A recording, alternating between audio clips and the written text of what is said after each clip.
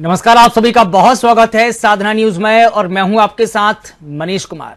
मुख्यमंत्री डॉक्टर मोहन यादव ने उज्जैन में जय गुरुदेव आश्रम में गुरुदेव उमाकांत महाराज के अमृत प्रवचन का श्रवण किया और उनका आशीर्वाद भी प्राप्त किया। इसके बाद मुख्यमंत्री डॉक्टर मोहन यादव सीधे रामघाट पहुंचे, जहां सिंहस्थ की तैयारियों को लेकर रामघाट पर जारी निर्माण कार्यों का निरीक्षण किया।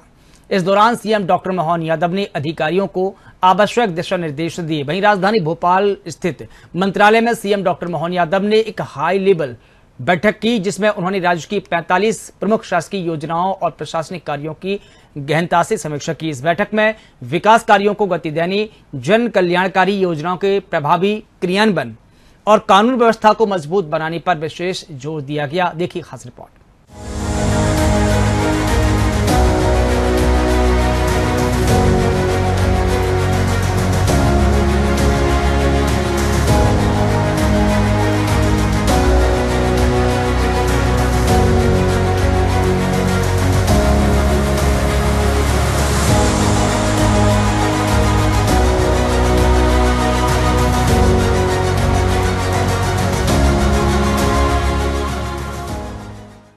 मुख्यमंत्री डॉक्टर मोहन यादव उज्जैन के मक्सी रोड स्थित जय गुरुदेव आश्रम पहुंचे। यहां उन्होंने गुरुदेव महाराज से भेंट कर आशीर्वाद लिया और गुरुदेव का अमृत प्रवचन का श्रवण किया। इस दौरान मुख्यमंत्री डॉक्टर मोहन यादव ने गुरुदेव के निर्देश पर मंच से ही गुरुदेव के अनुयायियों को संबोधित करते हुए कहा कि उज्जैन में आना हमारे लिए सौभाग्य की बात है। गुरुवर को देख ऐसा लगता है कि स्वयं ईश्वर को देख लिया हो। यह आश्रम परमात्मा का घर है, परमात्मा का आशीर्वाद है। हमें गुरुवर का आशीर्वाद उनके स्वरूप में मिल रहा है। आश्रम से निकलने के बाद मुख्यमंत्री सीधे रामघाट पहुंचे। यहाँ उन्होंने आगामी सिंहस्थ को ध्यान में रखते हुए चल रहे विकास और निर्माण कार्यों का निरीक्षण किया। निरीक्षण के दौरान अधिकारियों और जनप्रतिनिधियों ने विभिन्न परियोजनाओं की प्रगति की जानकारी दी। मुख्यमंत्री ने घाट क्षेत्र के सौंदर्यीकरण, यातायात व्यवस्था, श्रद्धालुओं की सुविधाएं और निर्माण कार्यों की गुणवत्ता को लेकर अधिकारियों से चर्चा की। उन्होंने कहा कि राज्य सरकार उज्जैन को धार्मिक, सांस्कृतिक और पर्यटन की दृष्टि से और अधिक विकसित करने के लिए लगातार प्रयास कर रही है।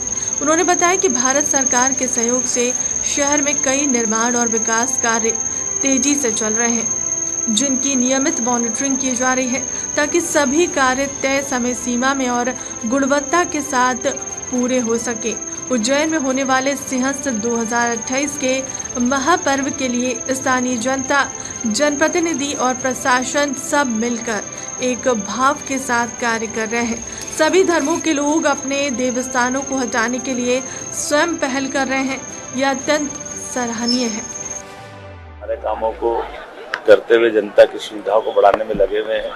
हमारी सरकार के माध्यम से हम सब इन सारी चीज़ों को मॉनिटरिंग भी कर रहे हैं और कोशिश कर रहे हैं कि हमारे अपने इस सारे निर्माण कार्य का दूरगामी दृष्टि से लंबे समय तक शहर को भी लाभ मिले, दर्शनार्थी, श्रद्धालु। ये ऐतिहासिक नगरी भी है, पौराणिक नगरी भी है। ऐसे में मुझे इस बात का भी संतोष है कि यहाँ के जनप्रतिनिधि भी, यहाँ की जनता भी, प्रशासन भी सब मिलकर भावना से लगे, श्रद्धा से लगे। सरकार का मुखिया होने के नाते से इसका अभिनंदन भी करता हूँ और उज्जैन का विधायक होने से अपने आप पे हमारी अपनी कामों के प्रति गर्व और गौरव का अनुभूति होती है। मेरी अपनी ओर से। मुख्यमंत्री डॉक्टर मोहन यादव ने मंत्रालय में एक उच्च स्तरीय बैठक में राज्य की 45 प्रमुख शासकीय योजनाओं और प्रशासनिक कार्यों की गहन समीक्षा की। इस बैठक में विकास कार्यों को गति देने, जन कल्याणकारी योजनाओं के प्रभावी क्रियान्वयन और कानून व्यवस्था को मजबूत बनाने पर विशेष जोर दिया गया। इस बैठक का मुख्य उद्देश्य विभिन्न विभागों में संचालित योजनाओं की प्रगति का आंकलन करना और उनके जमीनी क्रियान्वयन की स्थिति की समीक्षा करना था। मुख्यमंत्री योजनाओं में आ रही अड़चनों और आवश्यक सुधारों पर भी अधिकारियों से फीडबैक लिया। बैठक में बुनियादी सुविधाओं को लेकर कई अहम विषयों पर चर्चा हुई। इनमें ग्रामीण क्षेत्रों में आवासीय भूमि का मुफ्त पंजीकरण, भीषण गर्मी को देखते हुए पेयजल व्यवस्था सुनिश्चित करना और शहरी विकास योजनाओं की प्रगति शामिल है।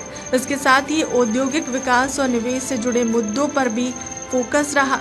वहीं मंडला जिले में आयोजित आदि उत्सव कार्यक्रम में मुख्यमंत्री डॉक्टर मोहन यादव वर्चुअली शामिल हुए। इस दौरान सीएम ने वीडियो कॉन्फ्रेंसिंग के जरिए उत्सव को संबोधित किया। भाइयों बहनों, जय जोहार, जय बड़ा देव और मां नर्मदे महारानी की जय।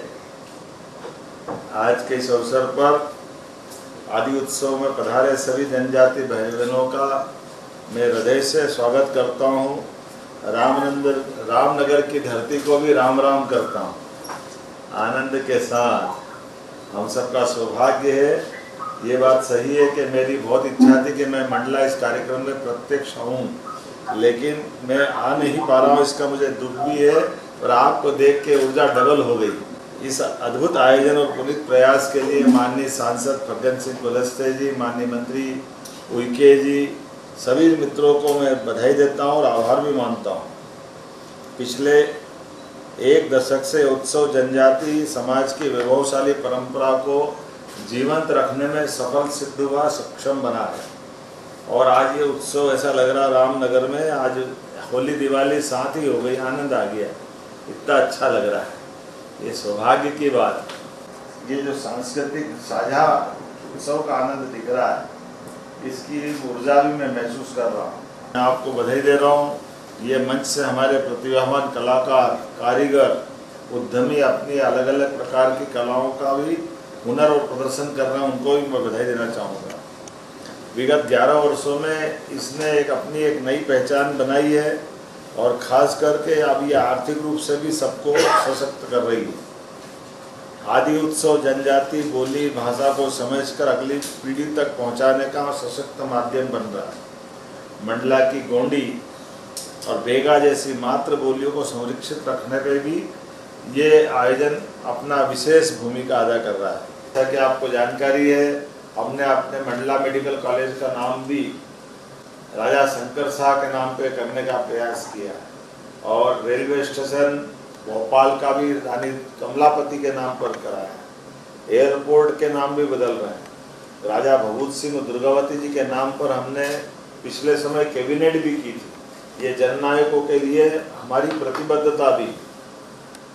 जनजाति कल्याण के लिए पिछले साल भी जो बजट हमने रखा वो 47,428 करोड़ का था और खासकर तेंदुपत्ता संग्राहक से लगा करके सब क्षेत्रों में सरकार काम कर रही है। प्रधानमंत्री जनमन योजना, धरती आबा योजना आदि सेवा पर्व में जनजाति कल्याण के लिए मील के पत्थर साबित हो रहे हैं। माननीय प्रधानमंत्री श्रीमान नरेंद्र मोदी जी 20 जिलों में वनधन केंद्र के माध्यम से 126 वनधन केंद्र स्थापित कर रहे हैं। वो जनजाति युवाओं को रोजगार भी दे रहे हैं। जनजाति गौरव दिवस के भव्य आयोजन के साथ जनजाति वीर नायकों के संस्थान और संग्रहालयों की स्थापना जनजाति अस्मिता को बढ़ाने की प्रतिष्ठा दिलाने में एक बड़ी भूमिका है। जब मैं युवाओं को देख करके बात कर रहा हूँ, ऐसे में हमारी प्रतियोगी परीक्षाओं के माध्यम से, आकांक्षा योजना के माध्यम से भी युवाओं को ट्रेनिंग दी जा रही है। 94 सांदीपनि विद्यालय, 63 एकलव्य आदर्श विद्यालय खोले गए। जनजाति वर्ग की बालिकाओं के लिए 82 माता सबरी आवासीय विद्यालय, 90 विकास खंडों में सिकल सेल हीमोग्लोबिन पैथी, ऐसे कई काम हम कर रहे हैं। लेकिन सच में अगली बार ये पक्का करूँगा कि आपके बीच में आकर इस कार्यक्रम में रहूँ। आज तो यही से नमस्कार कर रहा हूँ और अच्छा लग रहा है। माननीय केंद्रीय मंत्री भी बैठे, प्रदेश के मंत्री भी बैठे और ये सुखद अवसर है कि आदि उत्सव के बाद हम सब मिलकर के इस प्रकार के आयोजनों की गरिमा गौरव का ध्यान रखते हुए और आनंद के साथ मनाएंगे। हमारे आदिवासी भाई बहनों के साथ ये जो हमारा रिश्ता है, ये मध्यदेश और सौभाग्यशाली है जहाँ पर ये सारे मौके मिलते हैं। एक बार फिर मेरी अपनी ओर से आप सबका पुनः वंदन, अभिनंदन। भारत माता की जय।